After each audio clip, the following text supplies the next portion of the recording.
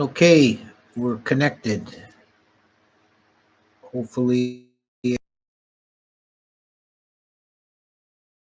can hear me.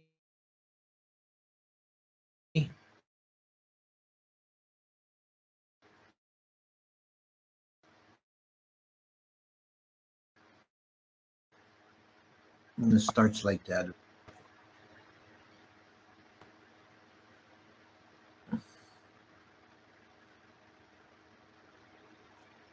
A few people on. I just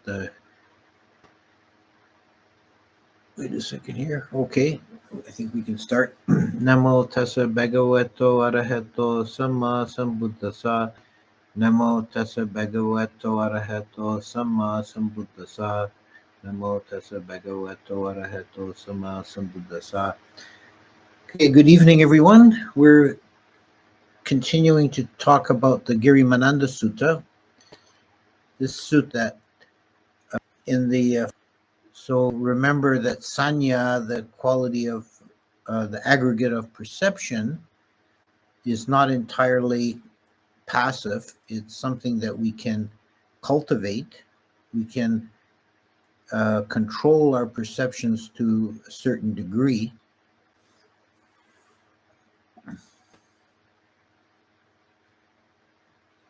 And the Buddha here gives us 10 ways of perceiving that are skillful, that will lead us on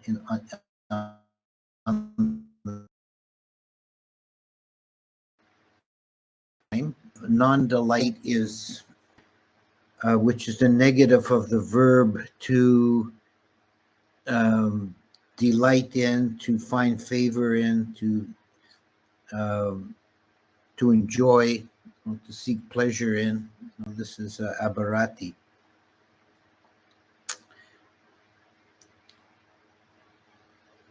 And this particular perception is a encouragement to develop nikama, or renunciation.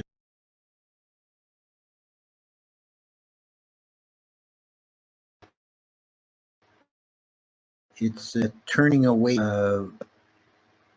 burdens and suffering that are incumbent in samsara. Someone's saying in the chat, it seems to be playing up again. I hope the audio is uninterrupted. I see that the video is a little glitchy. It's freezing every now and again, which I'm finding distracting. But as long as the audio is coming through clear, that's not really a big concern. So we're talking about anabhirati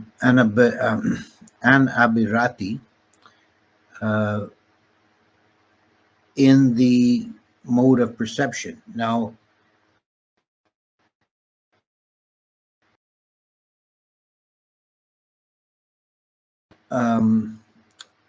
to if kind of a cynical view of existence of the world, but to develop a particular perception that turns the mind inward, instead of seeking delight in the objects of the senses. If one's trying to develop meditation, one has to go inward and turn away from the senses. This is the meaning of renunciation, and indriyas, the sense faculty, requirement for developing deep meditation. The whole definition of jhana is a transcendence of the sense desire realm, the kama bhumi. And as long as the mind is engaged in the objects of sense, then one cannot develop samadhi to the point of jhana. It's just not possible.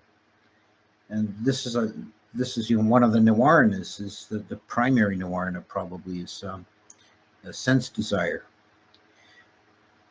And in terms of meditation, this is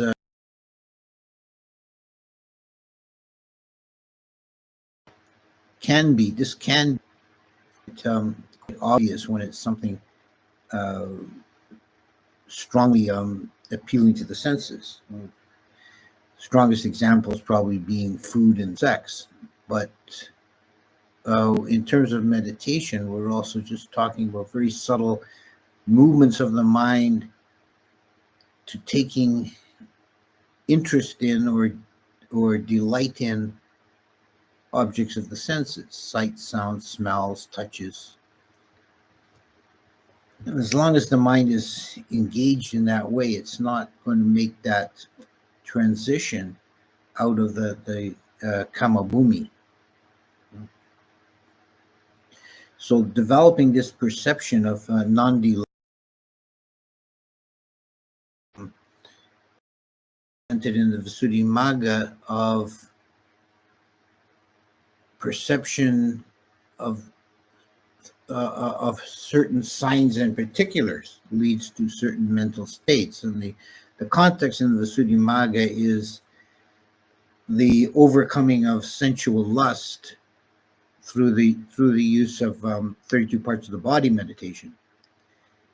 When we look at a human body and feel sexual desire, it's because the mind is focusing on certain signs and particulars that appeal to us. Um,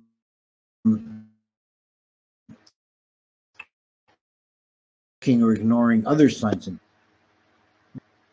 active aspects like and bones and blood and sweat, and they're all present. I mean, the appealing, desirable aspects are there. They're present, but so are the unappealing aspects. And the way our mind chooses to focus, which signs and particulars we choose to focus on, will affect how the mind reacts.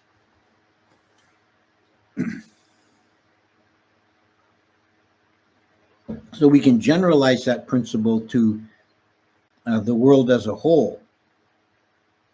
Developing this perception of anabharati is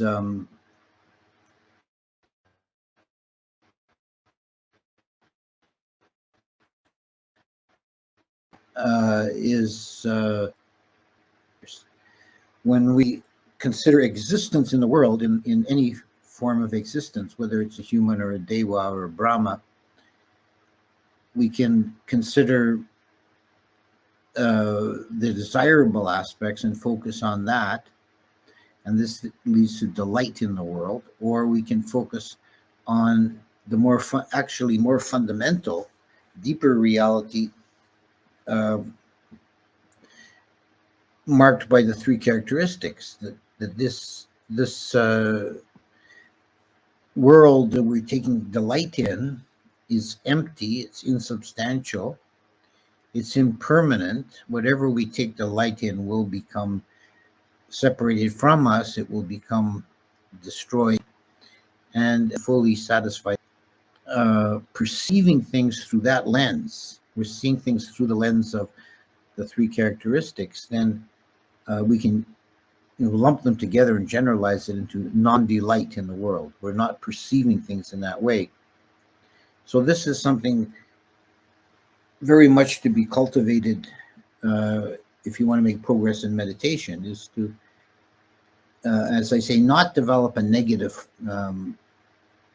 aversion to the world or existence. That's also a mistake, but to see things in an equanimous, neutral way, that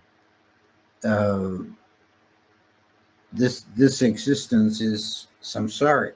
It's dukkha, and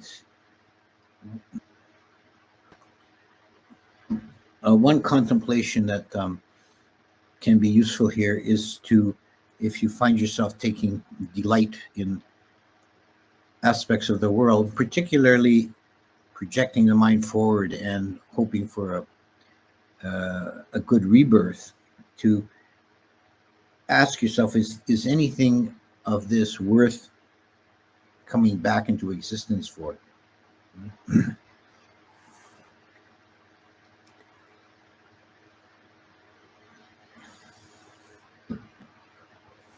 The very fact of manifestation, coming into a manifest form, or what we loosely call existence, is itself a kind of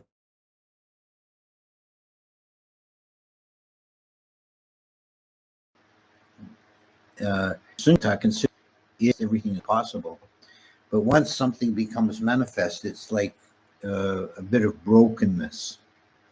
It's imperfection. It's no longer has infinite potential. It's a very limited fragment of reality.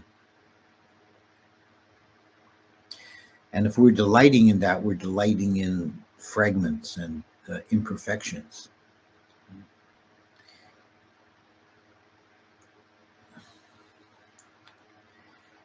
Um, so we could also consider this from the point of view of the cravings, the tanha. There's the first tanha is always mentioned is the sense desire craving, which is kind of also the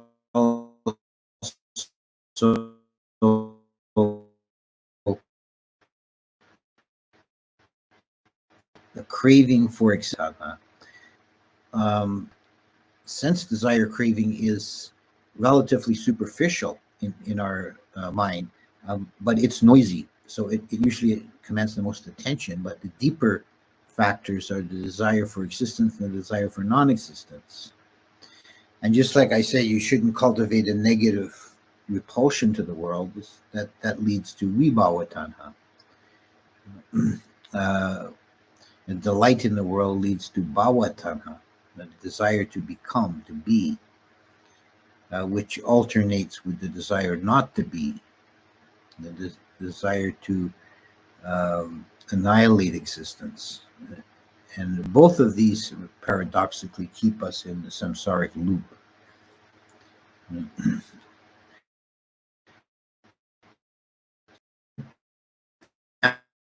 Anatta is neither one of these. It's taking a and not falling into either craving or repulsion. And finally, I'd like to bring it back to the theme of this sutta as a whole is the perception. Remember, we're talking about a perception to be cultivated.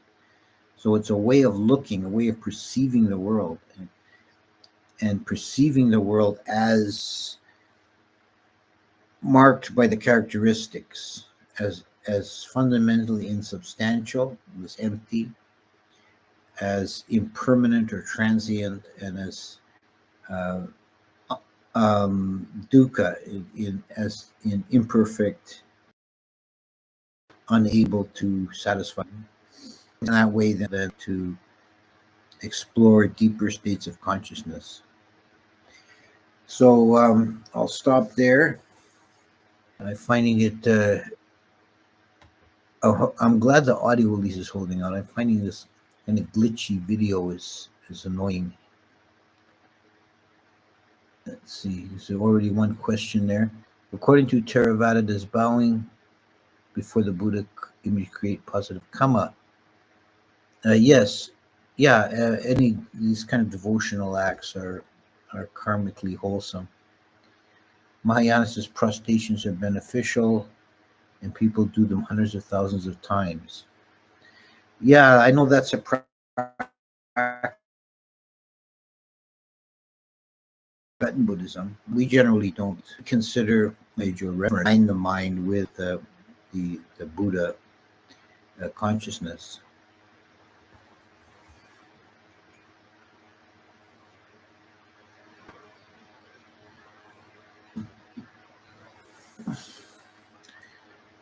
Next question: is avoiding sensual pleasure skillful for a layman? For example, does abstaining from sexual activity can help one have a heavenly rebirth?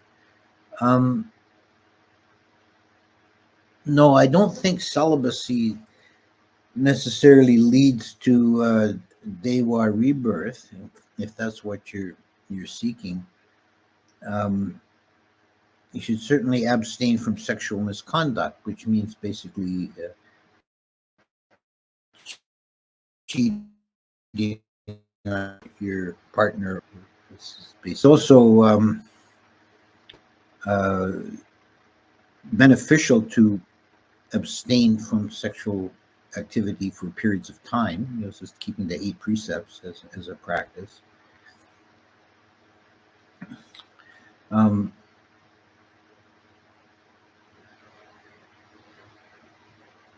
It may have some celibacy would have some advantage in a rebirth in the Brahma world, but not in the Deva world. Is a sensual existence, so there's no, as long as the sense pleasures are lawful, that they're not breaking precepts, then they're no hindrance to rebirth in the Deva realm. How to cure hard to? Yeah, if you, one thing is to begin relaxing. This is my personal advice: is to begin relaxing the mind for a while before you go to bed, particularly abstaining from screens. Don't watch TV or play with your phone right before bed. That stimulates the mind too much. Try to get yourself in a quiet, relaxed frame of mind without too much busyness before you lie down to sleep. Next one, you told a story, Bante, of the guy that was in the park and the horse came and he went to the park and the horse came and he went to princess and became king, but he had to kill his brother, but later renounced any comic result. I don't recall that. I'm not sure what you're referring to.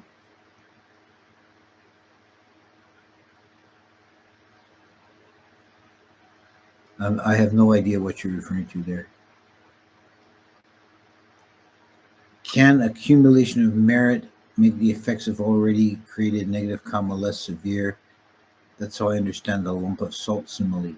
Yes, that's true. For those who aren't familiar with it, the lump of salt simile is the Buddha's talking about karmic results. Have an occasional. It's different than the same act done by someone who habitually does bad deeds. He says it's like the throwing a lump of salt into a glass of water would make it too salty to drink. It would taste horrible. But throwing it into a big reservoir of water, thousands of gallons, you wouldn't even notice it. And it's like the accumulation of all the good merit kind of drowns out the small mistakes. How come the Devas don't come down anymore like they used to during Buddha times?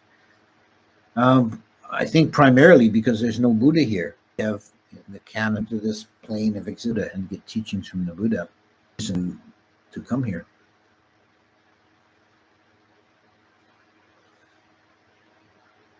According to Theravada, is it even possible that Pure Land exists? Yeah, there is it's understood a little differently, but there is a realm of existence that's called Suddhavasa, which could be translated as Pure Land. Or you're saying I'm not talking about pure abodes.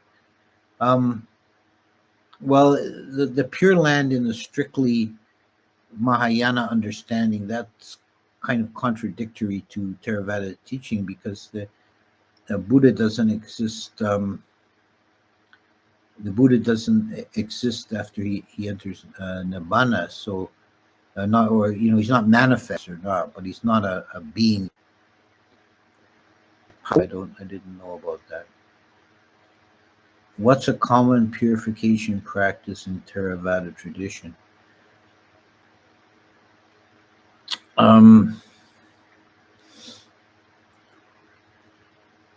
I would say primarily keeping, for lay people, keeping the 8 precepts on a period of time. That's a purification.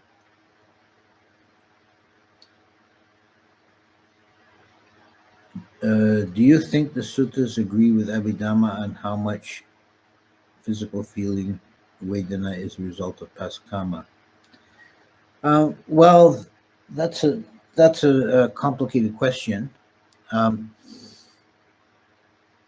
the the approach of the suttas and the Abhidhamma on of the Buddha about karma in the suttas, it's usually in a very general way, and most often it's focusing on what kind of karma leads to what kind of rebirth.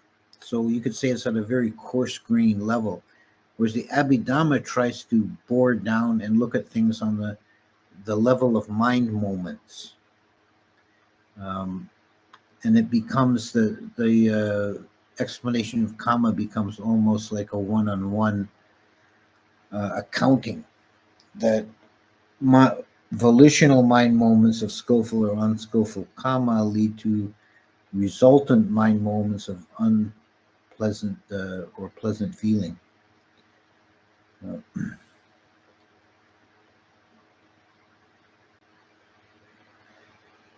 Are there still monks that cure? But I have stories about monks one way or the other entirely. What is the unconstructed experience? Um, I think that would refer to nibbana, which is beyond the framework of cause and effect. So it's unconstructed. It's asankata.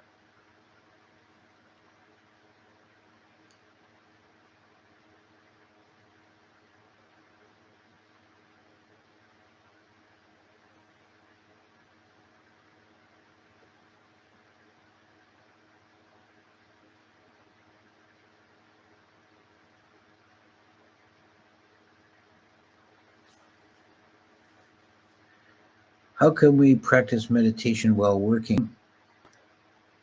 To uh, um, and try to perform the work as skillfully as possible, and maintaining mindfulness on the task at hand.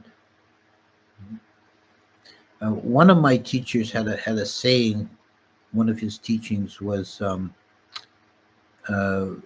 that a thing of beauty is a result of love plus attention to detail.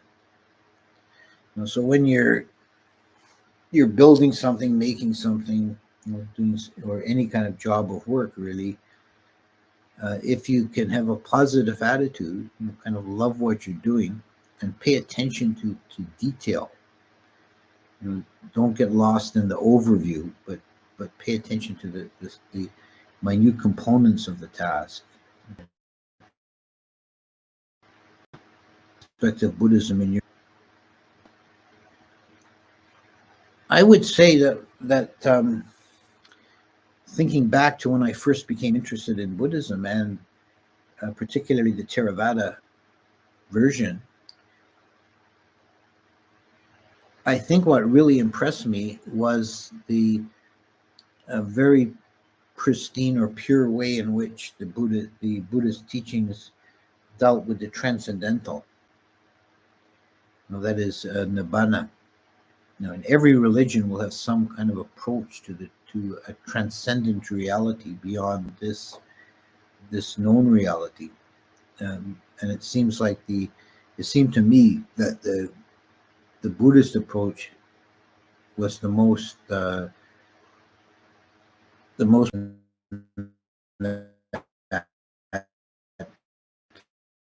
it didn't try to stressful doesn't mean I'm heading. If you're heading to lower realms, it's a sign that something's troubling you. If you want to try and improve your dream experience, do metta meditation before going to bed. One of the benefits of metta is he sleeps easily, he wakes easily, he dreams no evil dreams. I think you'll find that may help. What did you do as a layman, Bhante? Well, I did a lot of different things. I guess the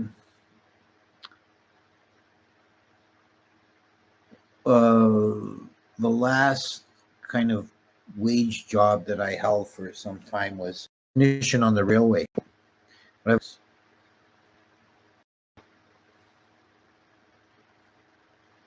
My brother is a scientific materialist who criticized Buddhism for clinging to nirvana. According to him, they should just accept annihilationism.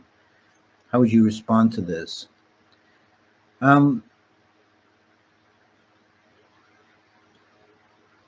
Well, you could make sure you point out to him that nirvana is not annihilation. It's neither existence nor non-existence nor both nor neither. It's completely different from ordinary existence, but it's not annihilation. Because in one point here is that there's no self. Materialists think of, perceive any other possibility than material existence. So if one escapes material existence to a materialist, it just means they're annihilated.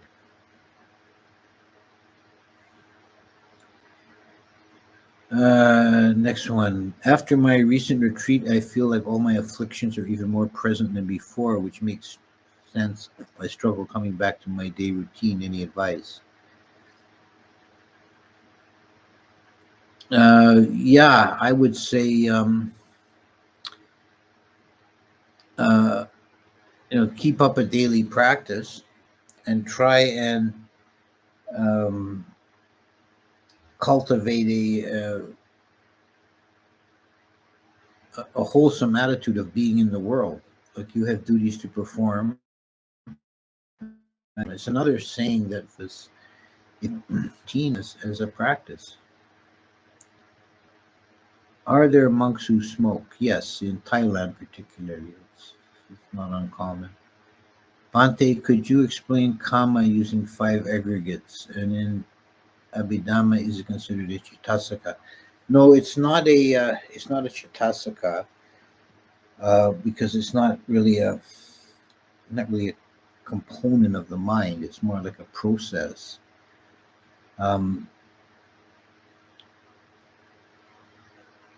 In terms of the 5 aggregates, we can look at dependent origination because of sankharas. There arises a consciousness. Sankharas are, the mental formations, and the particular here are volitional forms. A volition process in motion, body, but it actually originates in the mind with the sankhara. And that causes consciousness to arise in this or that way as a result.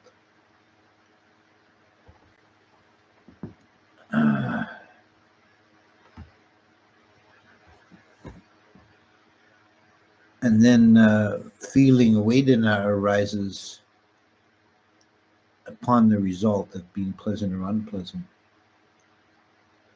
How will taking up the 8 precepts help accelerate the path to stream entry? I would recommend that for lay people to take the 8 precepts on occasion for a period of time. It's very difficult to try and live a life in the world keeping them. It definitely will help.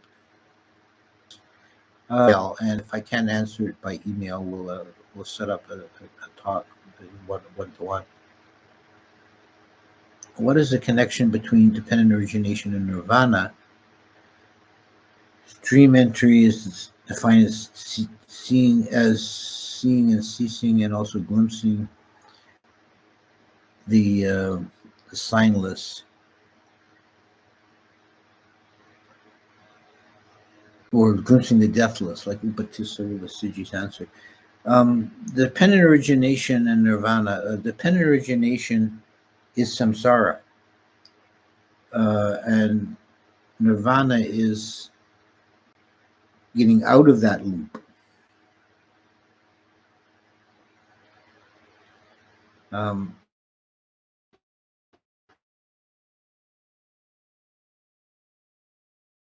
Opposites. Origination. The trick is to examine the mind for the three fetters, the three primary fetters of Sakaya Ditti, Silabhata Paramasa, and Vicikiccha. The first thing you would have to do if you're trying to determine whether you've attained stream entry is to do some research and learn what those three fetters actually mean, because the common English translations are actually quite confusing. They're usually translated as personality view, right and ritual clinging, and skeptical doubt. But you shouldn't rely on those translations. They treat animals like pets with metta and inspire good mental states, and will help them get a better rebirth. Yeah, I think so. I have a kind of a theory of animals like that, like pets, like our cats and dogs, that if they're, they live in a human home and are treated well. I believe they're beings who just missed a human rebirth. They just didn't quite make the grade to be a human being. So they get to hang around human beings, and hopefully the example rubs off on them and they can take a human rebirth next time around. If arhats only think what they want to think, then doesn't that limit creativity? Yeah, I think at the end of the world system, they're probably destroyed. Because in fact, I'm certain of it, because there are phases of the world cycles where more than one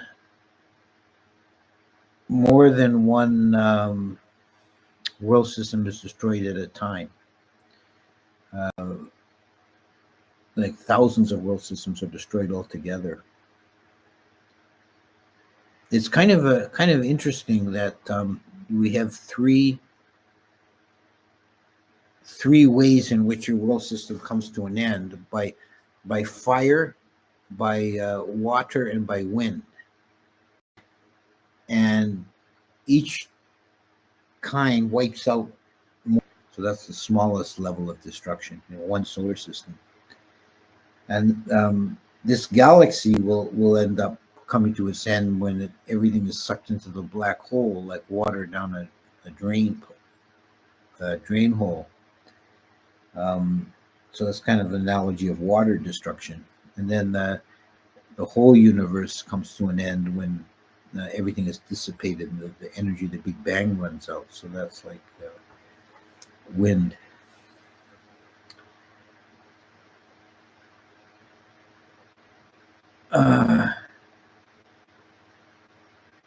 What color is my shirt? Well, I don't know. I think that the computer mangles the color a little bit. It looks more like my computer, or it's the connection, but the text in the chat for me is kind of jumping around. I'm having trouble focusing on it. So I'll leave it for there. And next week there'll be no. I'm going to miss it next week. There'll be no live stream next Thursday, because I'll be at Temple Monastery in New Hampshire for a meeting of the North American abbots. So I'll see you again in 2 weeks' time. And we still have 2 more sessions to go on this series on the Grimānanda Sutta. So wish you all have a